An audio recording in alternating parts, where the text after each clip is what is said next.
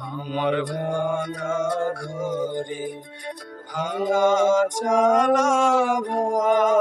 বেড়ার ফাঁকে অবাক জ্যোৎস্না ঢুয়ে কাপড়ে কাল বাড়াইয়া ডাকে হাত ইশারায় ডাকি মুখে বলে না আমার কাছে আইলে বন্ধু আমারে পাইবা না আমার ভাঙা ঘরে ভাঙা চালা